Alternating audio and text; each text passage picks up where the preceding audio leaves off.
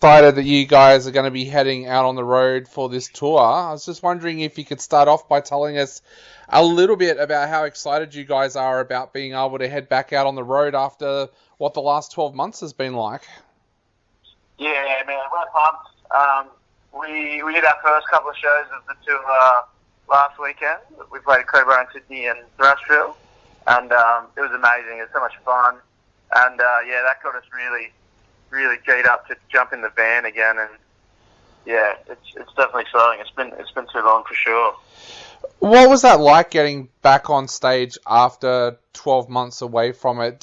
Were you a little bit nervous at first? Like, did it take a little bit getting used to being back on stage? We were lucky, man. We got to do a few gigs at the end of Sydney's first lockdown. We did 3 gigs then. So we've kind of kept going, and we've been practicing a lot. So it felt pretty good. We're still sitting down in Sydney, so that's a strange thing, doing a sit down gig where the crowd's sitting down. Sorry. Yeah. It's a bit of a different vibe, but we've done a few of them now, so we're kind of used to it. Now, a lot of people down here in Melbourne are going to be asking, what are those sit-down gigs like? Because I know a few bands who tried doing the online thing during the actual lockdown, and they said that the vibe was so different that they couldn't go on doing any more. How different is that vibe with the crowd sitting down? Look, it's not a huge difference. Like, people are still excited. Like, people are dancing in their seats. Like, it's still cool. But I guess as like most performers, like, feed back that energy from the crowd. So, you know, when people are jumping around and smashing into each other, it kind of helps the show. So yeah, while it's not heaps different, it's yeah, it is different. Yeah, it's still fun. And you've got a new album coming out as well. Tell us a little bit about that album, and was that recorded in between lockdowns as well, or did that kind of impact how you guys went about recording the album? Yeah, so the album was born during lockdown. We probably wouldn't have taken time off to get it written. So yeah, COVID helped us like have a bit of time to finish the songs because we weren't touring and stuff. And yeah, so we did that. We got the songs ready to record. We've done most of the recording, like 90%. And I guess we just started thinking it's time to get on the road because the record's done. And we've been kind of lucky in our cycle of things that it was the right time for us to stop anyway. And now things are opening up, and we got the record ready, so it's kind of cool for us.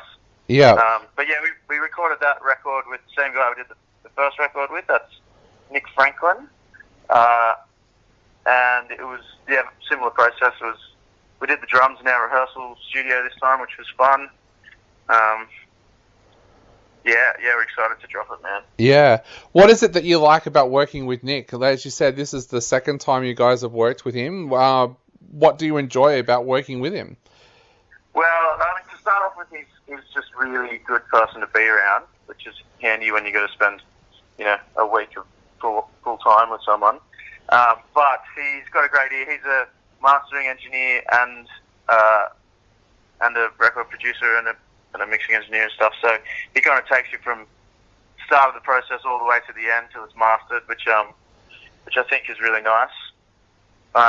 His process is like we kind of like recording live and organically, and that kind of fits with his vibe. He usually does kind of a lot more chilled music than us. Like, we'd probably be his heaviest band on his kind of customer list, or one of. So yeah, we kind of like that process that he has of using some vintage gear and recording kind of with vintage techniques. Yeah. Now we've been playing the first single off the album, Leviathan Rising, on our show. Thanks, man. Thanks. Is that what we can expect from the rest of the album as well? Because that is such a killer track. Yeah, we love it too. Okay, we think good. Yeah, it's like that. Yep, it's more like that. There's some songs like that was kind of the punchy, kind of catchiest song we had on the list, like, I guess, single-ish kind of song. So there's some more kind of journey songs, and there's some more kind of out there songs that aren't as, you know, immediately palatable. But it's all pretty much the same. Like, it's all the same instrumentation and all that. It's just the two of us, so it's all got a very similar sound, all recorded in one go, you know. So yeah. So that single is all about a mythical being, but what's the rest of the album about? What kind of things were inspiring you guys when you sat down to work on this album?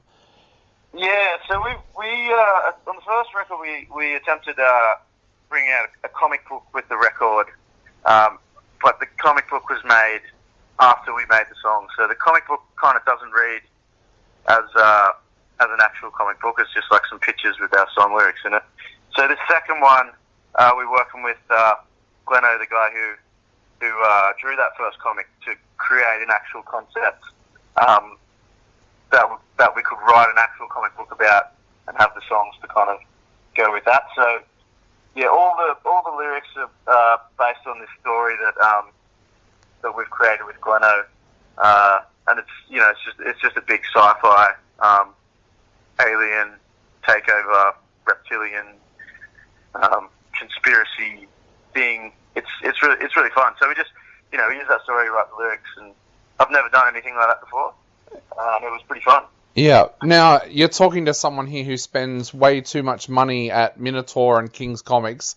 So tell us a little bit about your love for comics and your love for sci-fi. Where did that originate from?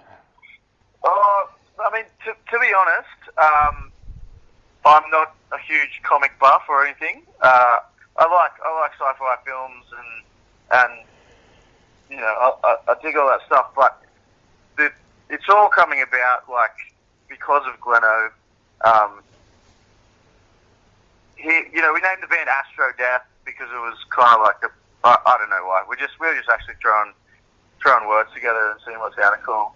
And then we got some art done, and we kind of decided what we were going to write about. So, you know, we're novice kind of sci-fi nerds.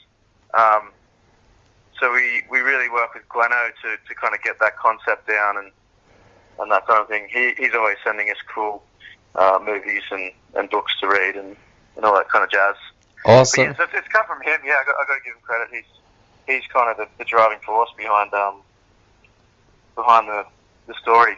Yeah. Now I have to ask, what are the films that he's been sending you that you've fallen in love with as well? So he Lovecraft, like the author. Yep.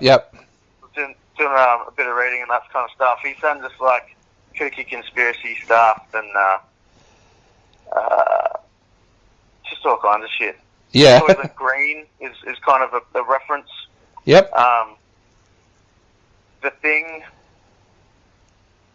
Yeah.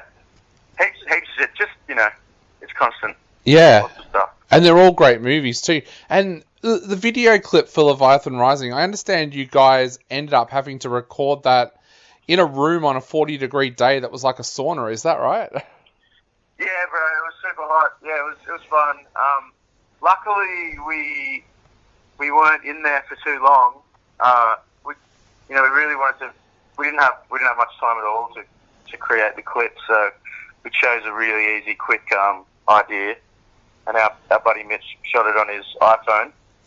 And yeah, it was just that heat wave. That whole week of recording the record and then doing that video, it was all 40 degrees. Wow.